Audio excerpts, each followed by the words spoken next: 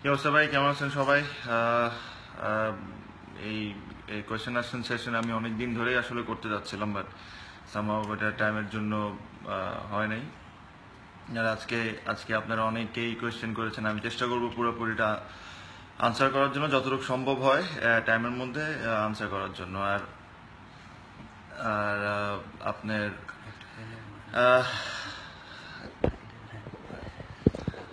Sorry ভাই, একটা ঝামেলার কারণে। সো ফার্স্টে আমি কিছু আমার ব্যাপারেই বলি, যেটা আপনারা সবাই জানেন যে আমাদের ঢাকা প্রিমিয়ার লিগ চলছে। আর ওটার আভনি মাশাল্লাহ খুব ভালো খেলছে। আমরা ফার্স্টে খুব একটা বেশি সুন্দরভাবে স্টার্ট করি নাই, প্রথমে আমরা বেশ কয়েকটা ম্যাচ হেরে গেছিলাম, বাট এখন একটা ভালো পজিশনে আছি। আপনারা সবাই দোয়া করবেন যে আমরা যে লক্ষ্যতে আগাচ্ছি ওই লক্ষ্যতে আমরা যেরকম সাকসেস হতে পারি, যেটা হলো চ্যাম্পিয়নশিপ। আমাদের এখন যে স্টেজে আছি, আমাদের আরো 3টি ম্যাচ আছে। 3টি ম্যাচে যদি আমরা অ্যাটলিস্ট 2টা ম্যাচ জিততে পারি, atleast the next 2, specially Rupganj আর ভিক্টোরিয়ার সাথে, তাহলে আমাদের একটা ভালো সুযোগ হয়ে যাবে চ্যাম্পিয়ন হওয়ার জন্য। তো জিনিসটা খুব স্মুথলি করার জন্য আমি যে জিনিসটা করছি আজকে, যেটা হলো আমার যে ফেসবুক ম্যানেজার আছেন ওনাকে আমি সাথে রাখছি। উনি কোয়েশ্চেনগুলো আমাকে বলবেন আপনাদের, আমি এটা আনসার করার চেষ্টা করব, তাহলে জিনিসটা স্মুথলি হয়। আদারওয়াইজ এটা একটু ডিফিকাল্ট হয়ে যাবে, বিকজ আমি প্রতিটা পড়ে পড়ে আনসার দিতে চাইলে সময় অনেকক্ষণ লেগে যাবে। সো যে কোয়েশ্চেনগুলো আপনারা করেছেন, আমি পুরোপুরি চেষ্টা করবো যে আপনাদেরকে ঠিক আনসারটা দেওয়ার জন্য। সো আমি প্রথম প্রশ্ন নিচ্ছি কার? তামিম ভাই, আপনার পেজে আজকে অনেক মজার মজার কিছু প্রশ্ন এসছে। তো সব থেকে লাইক যে প্রশ্নটা, সেটা দিয়ে আমি শুরু করতে চাই। এখানে একজন চিটাগাংয়ের একজন জিজ্ঞেস করেছেন আপনাকে যে আপনি কি চিটাং ভাষায় কথা বলতে পারেন কিনা, এবং পারলে কিছু বলতে। এবং আপনি ইকরাম রাফি, এটা হলো ইকরাম রাফির প্রশ্ন। আসলে চিটাং এর ভাষা আমি খুব একটা বেশি ভালো বলতে পারি না, বাট আমি সবই বুঝি। আমি সব বুঝে সব বুঝতে পারি, এটাই। বাট আমি আপনারা সবাই জানেন যে আমি চিটাং থেকেই। তো চিটাং এর জন্য আমার হাতে একটা স্পেশাল জায়গা সবসময় থাকবে। আর আমি ক্রিকেট খেলাও শুরু করেছিলাম ওখান থেকে। চিটাং এর ফ্যান্সদের জন্য বলেন, সবসময় একটা স্পেশাল জায়গা তো অবশ্যই থাকবে ওদের জন্য। পরের একটা প্রশ্ন ছিল তারেক রায়হানের পক্ষ থেকে। উনি জিজ্ঞেস করছিলেন যে আপনি আয়েশা ভাবিকে প্রথম কোথায় দেখেছিলেন এবং কোন জায়গায় দাঁড়িয়ে থেকে দেখতেন, এই ব্যাপারে গুলো একটু জানতে চাচ্ছি। তারেক রায়হান ভাই, আমি আয়েশাকে ফার্স্ট দেখেছিলাম আমার স্কুলে। আমি আরও সেম স্কুলেই পড়াশোনা করেছি, ও আমার জুনিয়র ছিল। সো ওখান থেকে আমাদের এই লাভ স্টোরি স্টার্ট হয়। তো আপনার যদি ওখানে দাঁড়ায় থাকতে হয়, তাহলে সানশাইন গ্রামার স্কুলে যেতে হবে, ওখানে যা দাঁড়ায় থাকতে হবে। আর আমি শিওর যে আপনার লাইফ পার্টনার যেই হবে, আর আপনি যদি কারোর সাথে আছেন, আমি শিওর, আমি বেশ করি আর আমি দোয়া করি যে আপনাদের লাইফটা যেরকম খুব সুন্দর থাকুক। এরপরে একটা প্রশ্ন না, একটা আসলে কমেন্ট আছে রফিকুস সালেহিন খান তায়েফের পক্ষ থেকে। উনি বলেছেন যে বাংলাদেশ ব্যাটিং লাইনের আপনি অন্যতম স্তম্ভ, তা টিমকে আরো বড় বড় অর্জন এনে দিবেন আপনি, এই আশা রেখে আল্লাহর কাছে দোয়া করছেন আপনার জন্য। থ্যাংক ইউ রায়ন ভাই। আমি সবসময় চেষ্টা করি আমি আমার বেস্টটা দেওয়ার জন্য, যখন আমি বাংলাদেশ টিমের জন্য খেলি অথবা যে কোনো টিমের জন্যই খেলি। আমি যতটুকু আমি কেপেবল, আর যতটুকু আমার ট্যালেন্ট আছে অথবা আমার স্কিলস আছে, আমি চেষ্টা করবো যে পুরোপুরিভাবে বাংলাদেশকে যতটুকু সাকসেস এনে দিতে পারি। আমি আমার চেষ্টা সব সময় 100% থাকবে, আর ইনশাল্লাহ আপনাদেরকেও যেরকম আমি আপনাদের এক্সপেকটেশনও যেরকম ফুলফিল করতে পারি। এরপরে প্রশ্ন আছে মোহাম্মদ জাহিদুল আলমের পক্ষ থেকে। উনি জানতে চাচ্ছেন, উনি বলছেন যে তামিম ভাই, চট্টগ্রামের গর্ব আপনি, বাংলাদেশ জাতীয় দলের সেরা ওপেনার। এর আগে চট্টগ্রামের প্লেয়ার লিগে খেলতো জাতীয় দলের, চট্টগ্রাম থেকে বেশ কিছু প্লেয়ার খেলতো, কিন্তু এখন সেই পরিমাণে প্লেয়ার বেরিয়ে আসছে না। এ নিয়ে কি কিছু করার চেষ্টা করছেন আপনি? জাহিদুল আলম ভাই, এটা আসলে খুবই একটা ইম্পর্টেন্ট কোয়েশ্চেন করেছেন। এটা আসলে চিটং এর যারা ক্রিকেটের সাথে জড়িত, যারা অর্গানাইজার, এটা আসলে ওদের দায়িত্ব। আমার কাছে যে জিনিসটা মনে হয়, যেটা হলো, এটা আপনি ঠিক এক সময় চিটং থেকে 10 জন রিপ্রেজেন্ট করতো বাংলাদেশ টিমে। 15 জনের মধ্যে 10 জন চিটং এর থাকতো। এখন হয়তোবা হাতে গুনে আমি একজন, হয়তোবা মমিনুল আছে যে কক্সবাজার থেকে মেইনলি। তো এটা আসলে অনেক দুঃখজনক যে আসলে চিটং এর কোনো প্লেয়ার বের হচ্ছে না। সত্যি কথা বলতে, যদি আমি অনেস্ট থাকি, অনেস্টলি একটা আনসার দিই, যে আমি যদি চিটং এর বেস্ট 5টা ক্রিকেটারের কথাও বলি, হয়তোবা আমার চোখে 1-2 জন আছেন যারা বাংলাদেশ টিমকে রিপ্রেজেন্ট করতে পারেন ফিউচারে, বাট তার চেয়ে বেশি কেউ না। এটা আসলে চিটাগং অর্গানাইজারদের দায়িত্ব নেওয়া উচিত যে আমাদের চিটাগং ক্রিকেট কিভাবে এগিয়ে যাবে, আর কিভাবে আমরা ওই যে জিনিসটা আমরা এক সময় ছিল এখন নাই ওটা হয়ে যাবে। আসলে এটার জন্য প্রচুর পরিমাণ ক্রিকেট বলেন, ভালো ফ্যাসিলিটিস বলেন, যেটা চিটাগং ভেরি মাচ কেপেবল করার জন্য। এগুলো যদি আমরা করতে পারি তাহলে শিওর যে আপনি দেখবেন যে অনেক চিটাগং থেকে অনেক ভালো ভালো প্লেয়ার বের হয়ে আসতেছে। বিকজ আপনি যদি চিটাগং এর রেজাল্ট দেখেন ন্যাশনাল লিগে অথবা এইসব দিকে, এটা আসলে খুবই বাজের দিকে, বিকজ আমরা ন্যাশনাল লিগেও খুব একটা বেশি স্ট্রং না। সো এটা আসলে একটা চিন্তার বিষয়। আমি শিওর যারা অর্গানাইজাররা আছেন তাদের এই দায়িত্বটা নিতে হবে। এরপরে প্রশ্ন করেছেন আরেকজন যে আপনার ক্রিকেট জীবনের সবচেয়ে আনন্দকর মুহূর্তটি কোনটি, যদি সেটা বলে থাকেন। ক্রিকেট জীবনে এরা কে করেছেন প্রশ্ন? ইলিয়াস হোসেন রুদ্র। ইলিয়াস হোসেন রুদ্র ভাই, আমি ক্রিকেটে তো আসলে অনেক কিছুই দেখেছি, ভালো খারাপ সবকিছুই। বাট আনন্দর জীবন সবচেয়ে খুশির যে জিনিসটা ছিল আমার কাছে মনে হয় যখন আমি ফার্স্ট যখন আমি ফার্স্ট ন্যাশনাল টিমের জন্য সুযোগ পাই, ওটাই আমার জন্য সবচেয়ে বেশি আনন্দ ছিল। এরপর একটা প্রশ্ন করেছেন জনি জেবি। ওনার প্রশ্ন ছিল, আমি জানি না আপনি আমার কমেন্টের উত্তর রিপ্লাই দিবেন কিনা, তো আশা করি সেটার উত্তর। জনি জেবি, ওনার প্রশ্নটা ছিল যে বাংলাদেশের প্রায় খেলাতে যখন 300 রানের টার্গেট হয় তখন আমরা সবাই আপনার দিকে তাকিয়ে থাকি, সেই মুহূর্তে আপনার অনুভূতিটা কি থাকে? জনি জেবি ভাই, আমি আসলে যখনই একটা 300 রানের টার্গেট হয় অথবা 300+ রানের যখন আমরা চেস করতে নামি, তখন সবসময় একটু difficult, because anything over 300 is always difficult to chase. But যে জিনিসটা আমি এতদিন ধরে খেলে যে জিনিসটা শিখেছি, অথবা আমাদের কোচরা যারা যে জিনিসটা বলে যে আসলে 300 রান চেস করতে কিন্তু 2টা ওভারে চেস করা সম্ভব না। আমি যদি ধরেন আমরা যদি প্রথম 2-3 ওভারে অনেক বেশি মারতে যাই, উইকেট হারাই ফেলি, তখন এই জিনিসটা ডিফিকাল্ট হয়ে যায়। 300 রান চেস করার জন্য আমার কাছে যে জিনিসটা সবচেয়ে বেশি ইম্পর্টেন্ট মনে হয়, 200-250 রান চেস করতে যখন আমরা একটু রিল্যাক্স হয়ে ব্যাটিং করি, সময় নিয়ে খেলি, আমার কাছে মনে হয় 300 রানটা চেস করার সময় সেমভাবেই অ্যাপ্রোচটা থাকা উচিত। বিকজ আপনি যখন কাম থাকবেন, আপনি যখন এক বল হিসাবে খেলবেন, তখন আসলে অনেক কিছুই অ্যাচিভ করা সম্ভব হয়। এখানে আরেকজন প্রশ্ন করেছেন আরিফ ইরফানুল হক, যে লর্ডসে সেঞ্চুরি করার পর আপনার অনুভূতিটা আপনার। আরিফ ভাই, এই লর্ডসের সেঞ্চুরি করার যে অনুভূতিটা আমার কেমন, এটা আমি আসলে অনেকবারই আনসার দিয়েছি। এটা আসলে একটা স্পেশাল ফিলিংস ছিল, আমি আবারও বলি। বিকজ আপনারা, আমি শিওর আপনারা সবাই জানেন যে আমি আমার বাবার সাথে কত ক্লোজ ছিলাম। সো আমার বাবার মুখে ফার্স্ট শোনা লর্ডসের ব্যাপারে, বিকজ আব্বা ক্রিকেট নিয়ে অথবা ক্রিকেটের হিস্ট্রি নিয়ে অনেক বেশ পড়াশোনা করতেন অথবা খেলা দেখতেন। সো যখন আব্বার মুখ থেকে ফার্স্ট লর্ডসের কথা শুনেছিলাম, তখন তো এত কিছু জানতাম না যে এই মাঠের পিছনে এত হিস্ট্রি আছে, সে আছে। বাট যখন আমি গেলাম, যে দেখলাম যে আসলে লর্ডসের ব্যাপারে, লর্ডসের হিস্ট্রির ব্যাপারে যখন জানতে পারলাম, তখন বুঝতে পারলাম যে আসলে এখানে খেলাটা কত বড় একটা ব্যাপার। সো ওখানে 100 করতে পারে, আসলে এটা একটা অন্যরকম ফিলিংস। এটা একটা পার্সোনাল লেভেল থেকেও একটা অন্যরকম ফিলিংস, বিকজ আমার আব্বার মুখ থেকে ফার্স্ট শুনেছিলাম লর্ডসের ব্যাপারে, আর ওখানে 100 করে আমি আসলে অনেক প্রাউড। মুনতাসির মোর্শেদ নামে একজন প্রশ্ন করেছেন যে আপনার রোল মডেল কে? মুনতাসির মোর্শেদ ভাই, আমার রোল মডেল হলো আমার আব্বা। এটা আসলে আমি সবসময় চেষ্টা করি যে আমি অ্যাটলিস্ট তার হাফও যদি হইতে পারি লাইফে, তাহলে আমি মনে করবো যে I am the most successful person in the world. আর একটা প্রশ্ন ছিল যে খসরু আকাশ, উনি জানতে চাচ্ছেন যে যেরকম রবি ফাস্ট বোলিং হান্ট হয়েছে, ওরকম ব্যাটিং হান্ট কি করা যায়, বা এরকম মানে প্রস্তাবটা কিরকম? খসরুল আকাশ। আচ্ছা, খসরুল আকাশ ভাই, এটা আসলে খুবই ভালো একটা প্রশ্ন করেছেন। বিকজ ক্রিকেট তো খালি পেস বোলিং নিয়ে না, ক্রিকেট তো ব্যাটিং, বোলিং, ফিল্ডিং, স্পিন, এটা আসলে খালি পেস বলার না, যদি স্পিন বোলিং ক্যাম্প হয় অথবা ব্যাটসম্যানদের জন্য একটা ট্যালেন্ট হান্ট হয়, তাহলে এটা আসলে আমাদের জন্য একটা খুব বড় ব্যাপার হবে। বিকজ এখান থেকে যেরকম পেস বলার আপনি দেখেন, রুবেল ওখান থেকে উঠে এসেছে, তাসকিন ওখান থেকে উঠে এসেছে। তো এরকম যদি স্পিনারদের জন্য যদি হয়, আমি শিওর বাংলাদেশ 1-2 জন আরো স্পেশাল স্পিনার্স পাবে, আর প্লাস ব্যাটসম্যানদের জন্য হলেও সেম। তো এটা আসলে আই এম শিওর এরা কেউ না কেউ করবে। I am sure Bangladesh cricket board এটা নিয়ে নিশ্চয়ই ভাবছে, আর আই এম শিওর হয়তো বা সামনে কয়েক বছরের মধ্যে এগুলো সব দেখবেন আপনারা।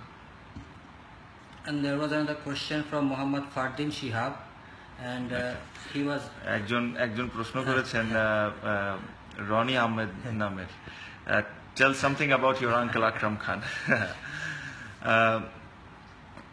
দেখেন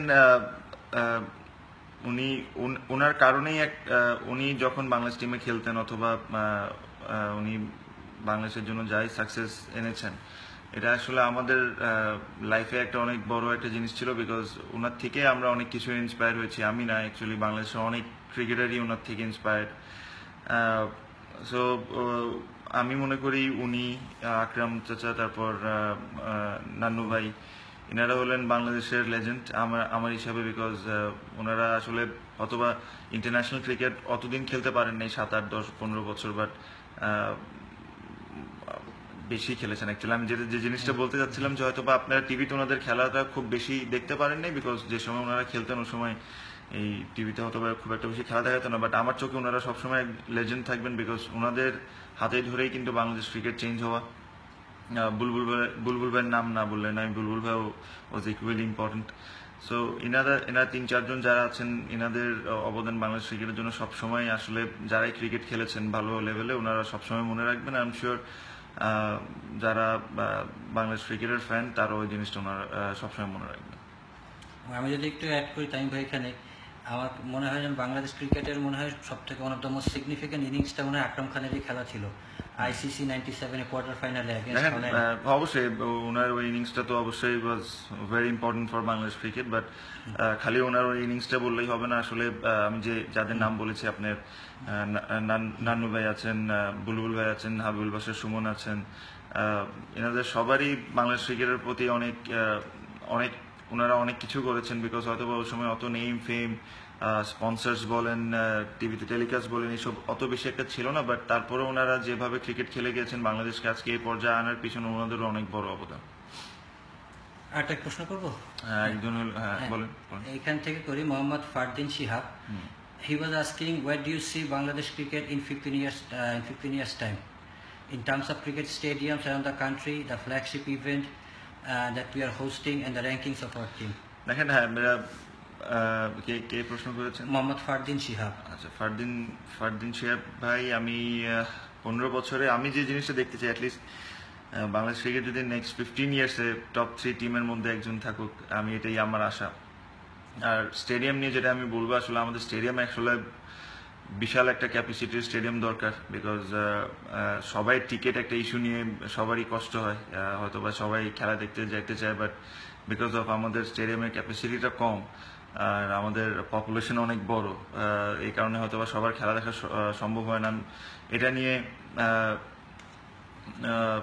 সবারই একটা, আমাদের প্লেয়ারদের কথা বলি অথবা বিসিবির অফিসিয়ালদের কথা বলেন, সবাই দুঃখ প্রকাশ করে যে হয়তো আমাদের এই 25,000 ক্যাপাসিটি স্টেডিয়াম এনাফ না। বাট আই এম শিওর আমাদের নতুন স্টেডিয়াম হচ্ছে পূর্বাচলে, আমাদের প্রধানমন্ত্রী এটা অ্যানাউন্সও করেছিলেন যে ওখানে আমাদের একটা স্পোর্টস কমপ্লেক্স হবেন। সো ওখানে যখন এই স্টেডিয়ামটা হবে, আই এম শিওর যারাই এই স্টেডিয়ামটা বানাবেন এটা বিবেচনা করেই বানাবেন যে বাংলাদেশের কত ক্রিকেট ফ্যান আছেন, কত আমাদের পপুলেশন। আমরা যদি একটা 70-80,000 ক্যাপাসিটির স্টেডিয়াম বানাইতে পারি, তাহলে আমার মনে হয় এই টিকিট ইস্যুগুলো আর কোনো সমস্যা হবে না। আর একটা আসলে অনেকেই কমেন্ট করে যাচ্ছেন অথবা কোয়েশ্চেন করে যাচ্ছেন, একটা কমন কোয়েশ্চেন হলো আমার ছেলে কেমন আছে। তো আমার ছেলে আলহামদুলিল্লাহ খুব ভালো আছে। ও একটু নানি বাড়ি গেছে দেখা ওর নানার সাথে দেখা করার জন্য। মাশাআল্লাহ খুব হেলদি আছে সব দিক থেকেও হ্যাপি। আমি আয়েশা আমরা very proud to have him in our life. আর আসলে এটাই আশা যে ওকে আমরা ভালো শিক্ষা দিয়ে বড় করতে পারি আর একটা ভালো মানুষ বানাতে পারি। একটা প্রশ্ন ছিল আশরাফ আরমান এর পক্ষ থেকে, which is your favorite opponent in international cricket? দেখেন, সবার সাথেই খেলা একটা প্রাউডের ব্যাপার আমি মনে করি, এটা whether it's Zimbabwe or India. But India একটা এমন একটা টিম যার সাথে খেলতে আমরা সবাই খুব পছন্দ করি, একটা আলাদাভাবে চ্যালেঞ্জ থাকে। ওদের সাথে যদি আমরা জিততে পারি এটারও মজা একটু অন্যরকম। আই এম শিওর আপনারাও একটু অন্যরকম ফিলিংস পান যখন আমরা ইন্ডিয়াকে হারাইতে পারি। সো ইন্ডিয়া বলবো, বাট এরকম কিছু না যে খালি ইন্ডিয়ার সাথেই খেলতে চাই অথবা কিছু, এরকম সব টিমের সাথেই আমরা ইকুয়ালি ভাবে ইম্পর্টেন্স দিই। একজন প্রশ্ন করতে চাচ্ছে একটু আপনার ব্যাটিং পার্টনারকে নিয়ে। হ্যাঁ, সৌম্য সরকার। মুগনিউল এফ আফিফ। সৌম্য সরকার আপনার টিমমেট, ওপেনিং পার্টনার, অসাধারণ একজন খেলোয়াড়, কিন্তু বর্তমানে ওনার ফর্ম আছে, একটু ফর্মে পড়তেই আছে। তো উনি কি টিম থেকে যথেষ্ট পরিমাণে মনিটরিং পাচ্ছেন কিনা, বা এটা নিয়ে উনি একটু উদ্বেগ প্রকাশ করছেন? সৌম্য খুবই ট্যালেন্টেড একজন player, is very much capable of achieving a lot of things. But যে জিনিসটা আমি সবসময় বলি, ক্রিকেটের একটা সার্কেলের মতো, আপনি ভালো খেলবেন, খারাপ খেলবেন, আবার ভালো খেলবেন, আবার খারাপ খেলবেন, ভালো খেলবেন, খারাপ খেলবেন, এভাবেই সার্কেলটা ঘুরতে হবে। আপনি যত বড় প্লেয়ার হন না কেন অথবা যত ছোট প্লেয়ার হন না কেন, এই সার্কেলে আপনাকে ঘুরতেই হবে। সো হয়তোবা ওর এখন ওই লিন প্যাচটা যাচ্ছে, বাট এটা সবসময়ের জন্য থাকবে না। হয়তোবা একটা ভালো ইনিংস, ওর যে ফর্মটা আপনারা সবাই দেখেছেন, ও যেভাবে খেলেছে পাকিস্তান, সাউথ আফ্রিকার সাথে, ওই ফর্মটা আবার ও ফিরে আসবে। এখানে ইসলাম সাদমান নামে একজন প্রশ্ন করেছে, has it ever occur to you that your elder brother Nafis Iqbal is probably better than you in certain aspect of the game? And as a kid, obviously wanted to play alongside with him. দেখেন, Do you still wish to play alongside with him in the national team? দেখেন, ইসমাইল ভাই অবশ্যই, আমি যখন আমার বড় ভাইয়ের খেলা দেখতাম তখন আমি এখনো বিশ্বাস করি সে আমার চেয়ে হয়তো বা অনেক ভালো প্লেয়ার। আমার কিছু স্ট্রং পয়েন্টস আছে, তারও কিছু স্ট্রং পয়েন্টস আছে, বাট তাকে আমি অ্যাজ এ প্লেয়ার হিসেবে আমি প্রচন্ড পরিমাণ সম্মান করি। আর যে জিনিসটা একসাথে খেলতে পারবো কি পারবো না, এটা ডিপেন্ড করবে তার উপর অনেকটা, বিকজ তারকেও এখন যেভাবে কম্পিটিশন চলছে, যেভাবে ইয়াং প্লেয়াররা পারফর্ম করছে, তার চেয়ে ভালো তার পারফর্ম করা লাগবে। আর সে যদি এরকম করতে পারে তাহলে কেন না। এখানে এমদাদুল হক নাইম নামে একজন প্রশ্ন করছে, উনি একটা কমেন্ট করেছে প্রথমে যে আপনি যখন বাংলাদেশ ক্রিকেট থেকে বিদায় নেবেন তখন বাংলাদেশ ক্রিকেট পঙ্গুত্ব বরণ করবে, তো কি করলে আপনার মতো ড্যাশিং ওপেনার পাওয়া যায়? হ্যাঁ, আচ্ছা, আমি এটা মারুফ মঞ্জুরের একটা কোয়েশ্চেনের আনসার দিই যে মোহাম্মদ আশরাফুলের ব্যাপারে আমি কি মনে করি, অথবা will others player will welcome him back. দেখেন, এটা একটা খুবই সেন্সিটিভ ইস্যু, আমরা সবাই জানি। ওনার পানিশমেন্টটা সার্ভ করছেন এখন। যখন ওনার পানিশমেন্টটা ওনার শেষ হয়ে যাবে, আই এম শিওর উনি আমাদের মতোই একজন থাকবেন, বিকজ উনি যে কারণে ওনাকে পানিশমেন্ট দেওয়া হয়েছিল, ওই পানিশমেন্টটা উনি পুরোপুরি সার্ভ করে আবার ক্রিকেট মাঠে নামবেন। সো যখন ক্রিকেট মাঠে নামবেন, আমার কাছে মনে হয় না তাকে অন্য কোনো চোখে দেখা উচিত, বিকজ সে তার পানিশমেন্টটা পুরোপুরিভাবে পূরণ করেই আসছেন। সো যখন ওনার পানিশমেন্ট শেষ হয়ে যাবে, আমি আশা করবো যে, আমি এখনো বিশ্বাস করি মোহাম্মদ আশরাফুলের মতো ট্যালেন্টেড ব্যাটসম্যান এখনো পর্যন্ত বাংলাদেশে কেউ জন্মায় নাই। সে যদি তার ট্যালেন্টকে পুরোপুরিভাবে জাস্টিস করে পানিশমেন্টে সার্ভ করার পর, anything is possible in cricket. আমি যে প্রশ্নটাই করছিলাম আব্দুল নাইমের, উনি বলছেন যে আপনি যখন রিটায়ার করবেন তখন বাংলাদেশ ক্রিকেট পঙ্গুত্ব বরণ করবে। আপনার মতো ড্যাশিং ওপেনার পাওয়ার জন্য কি কি করতে হবে আগামী ভবিষ্যতে? ভাইয়ের নাম কি? এমদাদুল হক নাইম। আচ্ছা, এমদাদুল হক নাইম ভাই আসলে পঙ্গু রঙ্গু কেউ হবে না। কোনো প্লেয়ার বাংলাদেশ ক্রিকেট খেলা কারোর জন্য থেমে থাকে না। আই এম শিওর যখন আমি রিটায়ার করবো, আমার চেয়ে ভালো একজন থাকবে, আমার চেয়ে ভালো প্লেয়ার থাকবে। আই এম শিওর বাংলাদেশ ক্রিকেটকে আগে নিয়ে যাবে। আর আমি এই দোয়া করি যে বাংলাদেশের কোনো প্লেয়ারের কোনোদিন কমতি না হোক, এখন যারা আছে তাদের চেয়ে আরো বেটার প্লেয়ার ফিউচারে আসুক, আর বাংলাদেশ ক্রিকেটকে আরো উপর দিকে নিয়ে যাক। এখানে মমিনুল হক ভাইয়ের একটা মজার প্রশ্ন ছিল যে, ভাইয়া আপনি বোলারদের উপর হুট করে এত খেপে যান কেন? না, মমিনুল হক ভাইয়ের প্রশ্নের উত্তর হলো যে আমি বলারদের উপর কেন খেপে যাই। এখন বলারদের উপর তো আমি ভালোবাসার জন্য তো ব্যাটিং করতে যাই না। আমি চেষ্টা করি আমি আমার বেস্টটা দিব, আমি ওকে বিট করার চেষ্টা করব through my skills and my batting. আর একটা বলারও চেষ্টা করে through his skills and his bowling আমাকে বিট করার জন্য। তো আমাদের মধ্যে সবসময় একটা ব্যাটসম্যান বলারদের মধ্যে সবসময় একটা ফাইট চলে। যে ভালোভাবে এক্সিকিউট করতে পারে তার স্কিলস ওরাই জিতে যায়। এরকম কোনো কিছু না যে আমি খুব রাগ করে থাকি বলারদের উপরে, এসব কিছু আমি আমার স্ট্রেংথে বেশি বিশ্বাস করি আর আমি আমারটা নিয়ে বেশি ফোকাস করি। আহমেদ আইমান আন্দালিব উনি একটা প্রশ্ন করেছেন, মজার প্রশ্ন, হয়তো এটা আমাদের অনেকেরই জিজ্ঞাসা থাকে যে আপনি বিভিন্ন সময় সেঞ্চুরি বা হাফ সেঞ্চুরি সেলিব্রেট করার সময় বেশ কিছু ইঙ্গিত দেন বা অনেক সময় অনেক কিছু মানে আপনি ইঙ্গিত প্রকাশ করেন, তো সেগুলো কি প্রিডিটারমাইন্ড থাকে নাকি ইনস্ট্যান্ট মন থেকে বেরিয়ে আসে এগুলো? ভাই এটা আমি আসলে বলেছি যে আমি সেলিব্রেট কোন, এটা কে প্রশ্ন করেছে? আহমদ আইমান আন্দালিব। আচ্ছা, আন্দলিব ভাই, আমি আসলে সেলিব্রেশন কোনো সময় প্ল্যান করে করি না। আমি জিনিসটা হয়তো বা আমার বেশ কয়েকটা ইন্টারভিউতে বলেছি, বিকজ যদি আমি আসলেই জানতাম যে আমি আজকে 100 করব, তাহলে তো প্রতিদিনই সেলিব্রেট নতুন একটা সেলিব্রেশন নিয়ে রাখতাম যে আমি যদি জানি যে আজকে 100 করবো। বাট এরকম কিছু না, আমি যখন বড় একটা মাইলস্টোন অ্যাচিভ করি, এটা পুরো ন্যাচারালি আমার হার্ট থেকে যেটা করতে ইচ্ছা করে আমি ওটাই করি। বাট হয়তোবা আমার কিছু সেলিব্রেশনস এর কারণে মনে হয় যে আমি এগুলো সব প্ল্যান করে থাকি, এরকম কোনো কিছু না। আমি I try to B as normal as possible. অনেকে এই প্রশ্নটা করেছেন, প্রথমে যে একজনের নাম বলছি, ফেরদৌস হাসান শুভ, উনি আসলে জানতে চাচ্ছেন যে ক্রিকেটের বাইরে আপনারা আপনাদের জীবন মানে কি করেন, কি করে কাটান বা কি? দেখেন, কি নাম ভাই? ফেরদৌস হাসান শুভ। ফেরদৌস হাসান শুভ ভাই, আমরা আসলে ক্রিকেটের বাইরে আপনারা যেভাবে জীবনটা কাটান আমিও সেম ভাবে জীবন কাটাই।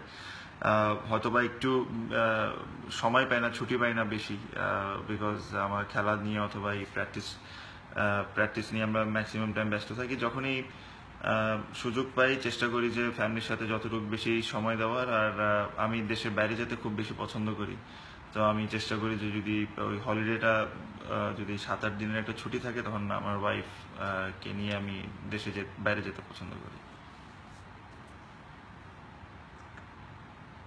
দেখি এখান থেকেই কিছু প্রশ্ন।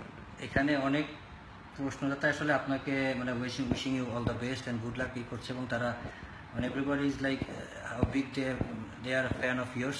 তা আপনাকে সবাই কিন্তু অনেকেই অনেক শুভকামনা জানাচ্ছে, এবং আপনাকে বিশেষ করে সামনের দিনগুলোতে আপনার খেলার জন্য বেশিরভাগ মানুষের কথাই যে কোনো প্রশ্ন নাই, শুধু আপনার জন্য শুভকামনা।